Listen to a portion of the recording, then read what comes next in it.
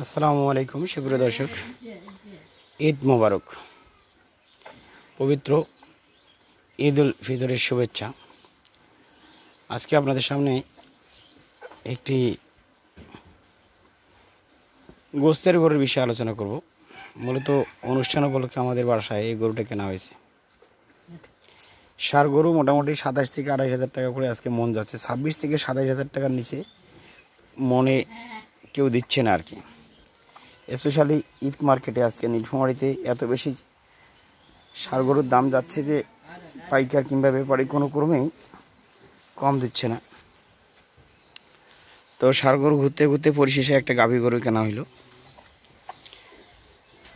3.5 মনের টার্গেটে গরুটা কেনা হয়েছে। 3 মন 20 কেজির টার্গেট। এখন জানি না কতটুকু হবে, হয়তো অনেকে বলতেছে যে 3 মন 10 কেজি হতে পারে। তো যাই হোক, যেহেতু ক্রস গরু 3.5 মনও হতে পারে, বলা যাবে না। তবে গরুটা কিন্তু ফ্যাটেনিং 100% হয়নি, মোটা তাজা 100% হয়নি। নন ফিড একটা গরু। মোটা তাজা হতে হয়তো বা আরও 1 থেকে 1.5 মাস সময় লাগতো, কিন্তু যারা গরুটা লালন পালন করছে তারা হয়তো সঠিক রেশিওতে এই গরুটা খাওয়াতে পারেনি, অথবা ঘাস খেয়ে গরুটা মোটা তাজা করতে চেয়েছিল। কিন্তু এখন যে পরিস্থিতি, শুধুমাত্র ঘাসে গরু মোটা তাজা হতে একটু সময় লাগে বেশি, হয়তো 5 থেকে 6 মাস সময় লেগে যায়। তারপর সেই রেশিও আছে। আবার দানাদার খাদ্য ছাড়া তো গরু মোটা তাজা করা বর্তমান সময়ের একটা দুঃস্বপ্ন। এই দুঃস্বপ্ন কখনো বাস্তবায়ন কিংবা পূরণ হয় না। আবার দীর্ঘমেয়াদী লালন পালন করলে হলেও হতে পারে। তো যাই হোক, আমরা সেদিকে যাব না, আমরা গরুর বিষয়ে একটু আলোচনা করব। মূলত এই গরুটা অনুষ্ঠান উপলক্ষে কেনা হয়েছে 3.5 মনের টার্গেটে 84,000 টাকা কেনা হয়েছে। রসিদ বাবদ 700 টাকা। আজকে ঈদ উপলক্ষে 100 টাকা রসিদ বেশি। আর গরু কেরিং খরচ এবং নেওয়া মিলা সর্বসাকুল্যে 600 টাকা।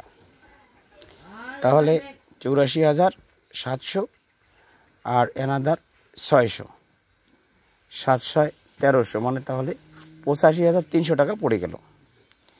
মাংসের টার্গেট মোটামুটি 3.5 মন, হয়তো একটু কম হতে পারে অথবা বেশি হতে পারে।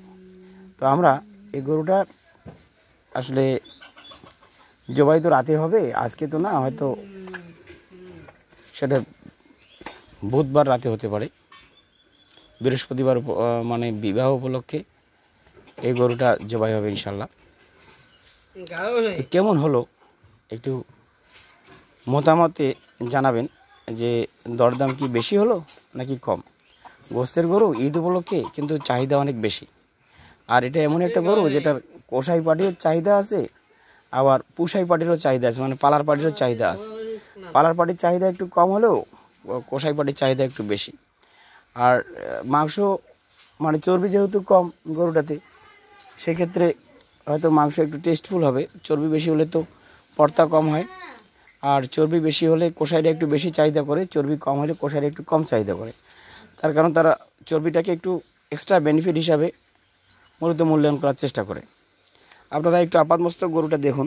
আসলে আমি তো এক সাইডে দেখাইলাম আপনাদেরকে, একটু ঘুরে ঘুরে যদি আপনাদেরকে দেখানোর চেষ্টা করা যায়, তাহলে গরুটার অবস্থা এরকম যে 3.5 মন হয় কিনা একটু টার্গেট আপনাদের কাছেও প্রত্যাশা করতেছি।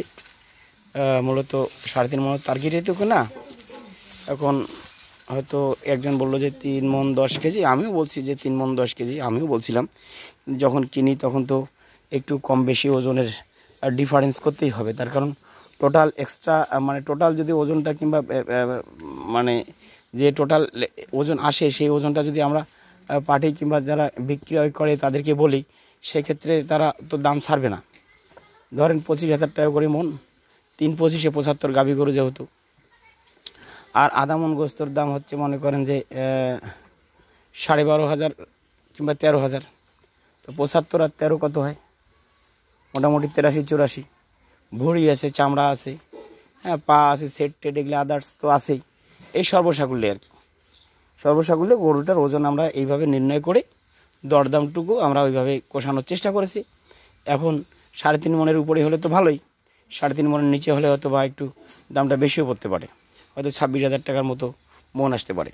তো যাই হোক দর্শক, আজকে যেহেতু আমরা একটা কাটাই গরুর বিষয়ে আপনাদের সামনে একটু আলোচনা করার চেষ্টা করলাম। আমরা দেখব ইনশাআল্লাহ আল্লাহ তাআলা কতটুকু কি পরিমাণ ওজন হয় না হয়। বেসিক্যালি আমাদের আইডিয়া মানে আসলে সত্য কিংবা বাস্তব রূপ নেয় কিনা, হ্যাঁ সেটা একটু দেখার বিষয়।